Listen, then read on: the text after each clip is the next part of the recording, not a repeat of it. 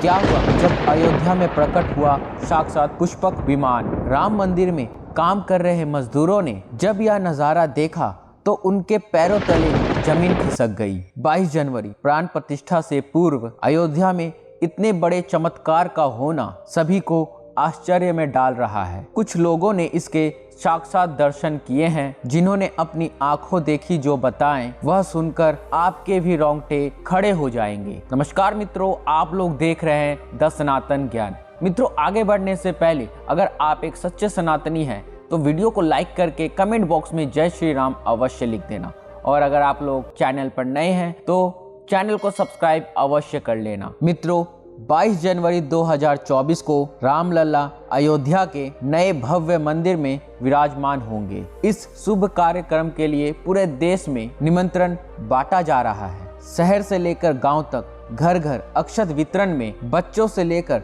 बड़े तक सहयोग कर रहे हैं। यहाँ तक कि महिलाएं भी घर घर जाकर अक्षत और श्री राम की अयोध्या की फोटो वितरण कर रहे हैं। अयोध्या के राम मंदिर में भगवान राम लल्ला की प्राण प्रतिष्ठा कार्यक्रम की तैयारियां तेजी से की जा रही है। इस कार्यक्रम को बेहद भव्य बनाने के लिए कोई कसर नहीं छोड़ी जा रही है। इस बीच राम मंदिर का निर्माण कार्य भी तेजी से किया जा रहा है। मंदिर निर्माण में जो लक्ष्य लिया गया था उसमें लगभग 80% कार्य हो चुका है। 70 खंभों पर मूर्तिकारी का काम चल रहा है। पिछले दिनों त्योहार की वजह से यह धीमा पड़ गया था, लेकिन अब वह तेज गति से पूरा हो जाएगा। निर्माण कार्य जल्द से जल्द पूरा करने के लिए सभी मजदूर रात दिन मेहनत कर रहे हैं। लेकिन मित्रों, 10 जनवरी की रात कुछ ऐसा चमत्कार हुआ जिसे देखकर सभी मजदूरों के होश उड़ गए। जब रात्रि के समय सभी मजदूर अपना काम निपटाकर तंबू में सो रहे थे,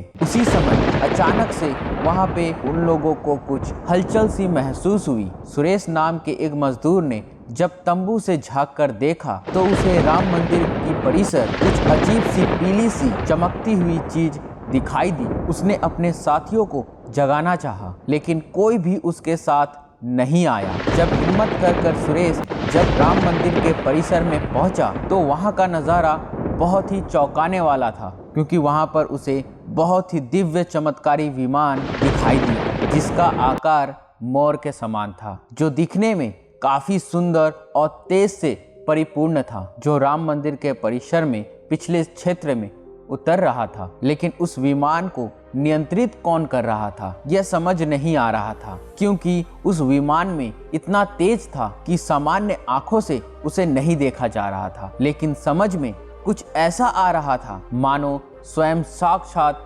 भगवान श्री राम पुष्पक विमान के माध्यम से अयोध्या में उतर रहे हों। सुरेश ने यह चमत्कार अपनी आंखों से देखा, लेकिन अचानक से ही वह बेहोश हो गया, क्योंकि वह उसके तेज को बिल्कुल भी सहन नहीं कर पा रहा। सुरेश जब सुबह उठा तो वह उसी स्थान पर मौजूद पाया और उसके साथ ही मंदिर निर्माण कार्य पूरा करने के लिए जा रहे थे। उसने सभी को रोककर रात्रि की सच्चाई बताई, लेकिन सभी उसकी हंसी उड़ा रहे थे। लेकिन सुरेश मन ही मन समझ चुका था कि प्रभु श्री राम अयोध्या आ चुके हैं। यह उसके लिए सौभाग्य था कि उसे इतना सुंदर दृश्य देखने को मिला, जहां शायद उसने साक्षात पुष्पक विमान का दर्शन किया, यानी कि प्राण प्रतिष्ठा से पहले अयोध्या में प्रकट हुआ साक्षात पुष्पक विमान। मित्रों, देश के अलग अलग हिस्सों में कई बार अजीब सी आकृति के विमान देखे गए हैं, जिनका संबंध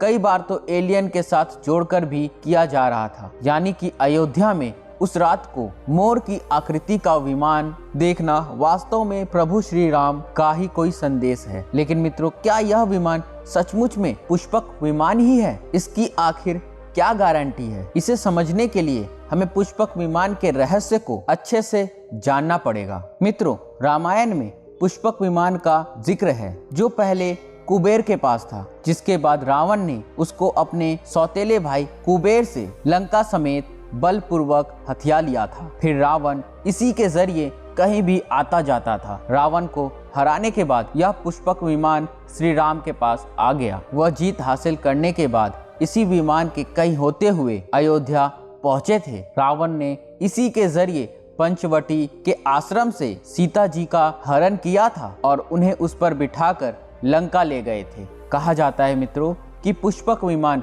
आज के विमान की तरह था। पुष्पक विमान के जरिए रावण हवाई मार्ग से सफर किया करता था। रावण को मौत के घाट उतारने के बाद उसी विमान के जरिए प्रभु श्री राम, माता सीता और लक्ष्मण लंका से अयोध्या आए थे। रामायण में जिस तरह से पुष्पक विमान का जिक्र मिलता है उससे तो यही लगता है कि यह आज के हवाई जहाज की तरह था। लेकिन मित्रों, तकनीक के मामले में मॉडर्न एरोप्लेन से कहीं आगे था। रामायण के सुंदर कांड के 7वें अध्याय में पुष्पक विमान के बारे में जानकारी मिलती है। पुष्पक विमान की आकृति मोर की तरह थी। यह अग्नि और वायु ऊर्जा से उड़ान भरता था। इसकी तकनीक इतनी उत्कृष्ट थी कि इसका आकार छोटा और बड़ा किया जा सकता था। कहा जाता है कि रावण अपनी पूरी सेना को साथ लेकर इस विमान से उड़ान भर सकता था। पुष्पक विमान अपने चालक की इच्छा के अनुसार गति पकड़ता था या मन की गति से उड़ान भर सकता था। उड़ान में बैठने के लिए कई आसन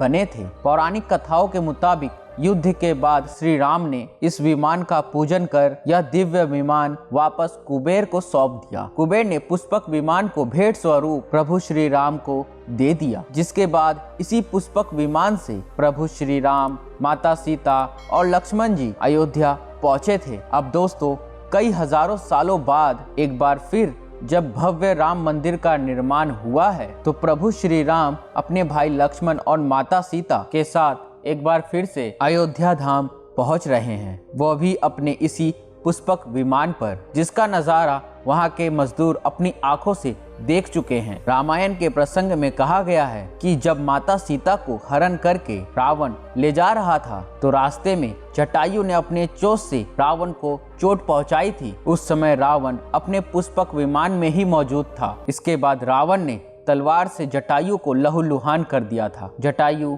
घायल होकर जमीन पर गिर गए। जब सीता को खोजते हुए राम पेड़, पौधे, पक्षियों से पूछते जा रहे थे तो रास्ते में घायल जटायु से मुलाकात होती है। मरण आसन्न पे पड़े जटायु ही राम को बताते हैं कि रावण सीता को हरण करके किस दिशा में गया है। लेकिन जब साक्षात प्रभु श्री राम पुष्पक विमान में अयोध्या आ चुके हैं तो भला उनके परम भक्त जटायु कैसे पीछे रह सकते हैं। अयोध्या में राम लल्ला के प्राण प्रतिष्ठा से पहले जनपद की सीमा में गिद्धों का झुंड दिखाई दिया है। स्थानीय लोग इन्हें गिद्धराज जटायु से जोड़ करके देख रहे हैं। वे इसे शुभ संकेत भी मान रहे हैं। मिल्कीपुर तहसील क्षेत्र के गांव धरौली में पिछले 10-12 दिनों से गिद्धों का झुंड वास कर रहा था। हालांकि उस गांव से गिद्ध उड़ गए हैं, लेकिन मित्रों अयोध्या के सीमा में यहाँ वहाँ दिखाई दे रहे हैं। गांव वालों का कहना है कि पिछले 20 वर्षों से हम लोग इलाके में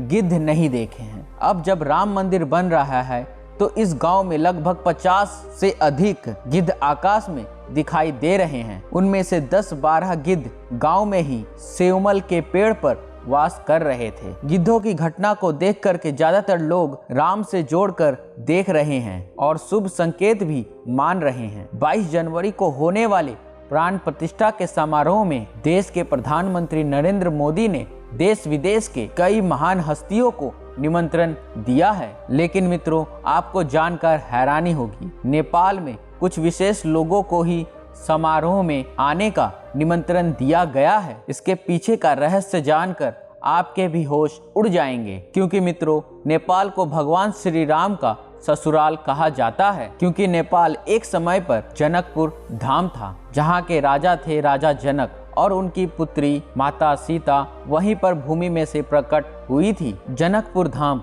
जिसे मिथिला भी कहा जाता था। मिथिला संस्कृति में यह मानना है कि जब बेटी का गृह प्रवेश होता है तो उनके मायके से तोहफा और अन्य सामग्री भिजवाई जाती है। इसी परंपरा के मुताबिक जब प्रभु श्री राम का गृह प्रवेश होगा तो सीता जी की ओर नेपाल से अयोध्या उपहार आ रहे हैं, जिसे भार यात्रा का नाम दिया गया है। राम मंदिर के प्राण प्रतिष्ठा के लिए भगवान श्री राम का ससुराल के जनकपुर से कपड़े, फल और मेवा के साथ साथ उपहारों से सजे 1100 थाल आने वाले हैं, जिसमें आभूषण, बर्तन, कपड़े और मिठाइयों के अलावा भार भी आएगा, जिसमें 51 प्रकार की मिठाइयाँ, दही, मक्खन और चांदी के बर्तन शामिल होंगे। मित्रों, 22 जनवरी को प्राण प्रतिष्ठा समारोह होने वाला है। इसके लिए श्री राम जन्मभूमि तीर्थ ट्रस्ट की तरफ से भगवान राम की ससुराल नेपाल के कई गण्यमान्य लोगों को निमंत्रण पत्र भेजे गए हैं। मित्रों, आज हम राम मंदिर को बनते हुए देख रहे हैं, यह हमारा सौभाग्य है। लेकिन इस राम मंदिर के बनने में कई हजार साल सेवक और राम भक्तों को बलिदान हुआ है। उस समय आक्रमणकारियों ने काशी मथुरा के साथ ही अयोध्या में भी लूटपाट की और पुजारियों की हत्या कर मूर्तियां तोड़ने का कार्यक्रम जारी कर दिया। लेकिन वह 14वीं सदी तक अयोध्या के राम मंदिर को तोड़ने में सफल नहीं हो पाए, क्योंकि मित्रों हर बार राम मंदिर अयोध्या की रक्षा करने के लिए आसपास के राजा मदद भेज देते थे। हजारों साधुओं ने भी मंदिर की रक्षा के लिए अपने प्राणों की आहुति दे दी। विभिन्न आक्रमणों को झेलते हुए श्री राम की जन्मभूमि पर बना भव्य मंदिर 14वीं शताब्दी तक बचा रहा। कहते हैं कि सिकंदर लोधी के शासक के दौरान यहाँ भव्य मंदिर मौजूद था। 14वीं शताब्दी में हिंदुस्तान पर मुगलों का शासक हो गया और उसके बाद ही श्री राम जन्मभूमि और अयोध्या को नष्ट करने के लिए कई अभियान चलाए गए। 1527-28 में इस भव्य मंदिर को तोड़ दिया गया और उसकी जगह बाबरी ढांचा खड़ा किया गया। कहते हैं कि मुगल साम्राज्य के संस्थापक के एक सेनापति ने बिहार अभियान के समय में अयोध्या के श्री राम के जन्म स्थान पर स्थित प्राचीन और भव्य मंदिर को तोड़कर एक मस्जिद बनवाई थी। 19 जनवरी 1885 को हिंदू महंत रघुवीर दास ने पहली बार इस मामले को फैजाबाद न्यायाधीश पंप के सामने रखा था। इस मामले में कहा गया था कि मस्जिद की जगह पर मंदिर बनवाना चाहिए, क्योंकि वह स्थान प्रभु श्री राम का जन्म भूमि है। वर्ष 1947 में भारत सरकार ने मुसलमानों को विवादित स्थल से दूर रहने का आदेश दिया और मस्जिद के मुख्य द्वार पर ताला लगा दिया गया, जबकि हिंदू श्रद्धालुओं को एक अलग जगह से प्रवेश दिया जाता रहा। लेकिन सन 1979 में एक ऐसा चमत्कार हुआ जिसे देखकर मुसलमानों की भी आंखें खुल गई। यह राम लल्ला का बहुत बड़ा चमत्कार था कि मस्जिद के अंदर से अचानक से राम लल्ला की मूर्ति प्रकट हो गई। कुछ कट्टरपंथियों का कहना था कुछ हिंदू दलों ने रात्रि के समय चुपके से यहाँ पर मूर्तियां रखी हैं। 1939 में भगवान राम की मूर्तियां मस्जिद में पाई गई। मुसलमानों ने इस पर विरोध व्यक्त किया और दोनों पक्षों ने अदालत में मुकदमा दायर कर दी। सरकार ने इस स्थल को विवादित घोषित करके ताला लगा दिया। 30 अक्टूबर 1990 को हजारों राम भक्तों ने मुख्यमंत्री मुलायम सिंह यादव द्वारा खड़ी अनेक बाधाओं को पार कर अयोध्या में प्रवेश किया और विवादित ढांचा के ऊपर भगवा लहरा दिया। लेकिन 2 नवंबर 1990 को मुलायम सिंह यादव ने कार सेवकों पर गोली चलाने का आदेश दिया, जिसमें सैकड़ों राम भक्तों ने अपने जीवन की आहुतियां दी। सरयू तट राम भक्तों के लाशों से भर गया था। इस नृशंस हत्याकांड के बाद 19 अप्रैल 1991 को उत्तर प्रदेश के तत्कालीन मुख्यमंत्री मुलायम सिंह यादव को इस्तीफा देना पड़ा। उस समय कोठारी बंधुओं की बलिदान की चर्चा खूब रही। दिसंबर 1992 को विवादित ढांचा गिराया गया। उस समय राज्य में कल्याण सिंह की राज्य थी। उस दिन सुबह करीब 10:30 बजे हजारों लाखों की संख्या में कार सेवक पहुंचने लगे। दोपहर में 12 बजे के करीब कार सेवकों का एक बड़ा जत्था मस्जिद की दीवार पर चढ़ने लगता है। लाखों की भीड़ को संभालना सभी के लिए मुश्किल हो रही थी। दोपहर को 3:40 पर पहला गुंबद भीड़ ने तोड़ दिया और जब 5 बजने में 5 मिनट का वक्त बाकी था, तब तक पूरे का पूरा विवादित ढांचा जमीन पर गिर चुका था। भीड़ ने उसी जगह पूजा अर्चना की और रामशिला की स्थापना कर दी। तो मित्रों, उम्मीद करता हूँ वीडियो आप लोगों को बहुत ही अच्छा लगा होगा। अगर आप लोगों को वीडियो अच्छा लगा है मित्रों, तो कमेंट बॉक्स में जय श्री राम अवश्य लिख देना, एक लाइक अवश्य कर देना और चैनल को सब्सक्राइब अवश्य कर देना, जिससे हिंदू धर्म का प्रचार प्रसार हो सके और ज़्यादा से ज़्यादा शेयर कर देना, ताकि इस जानकारी के बारे में, इस नॉलेज के बारे में और भी दोस्तों लोगों को पता चल सके। तो मिलते हैं दोस्तों अगली वीडियो में एक नई जानकारी के साथ, एक नए ज्ञान के साथ, एक नए थॉट्स के साथ। तब तक के लिए नमस्कार मित्रों।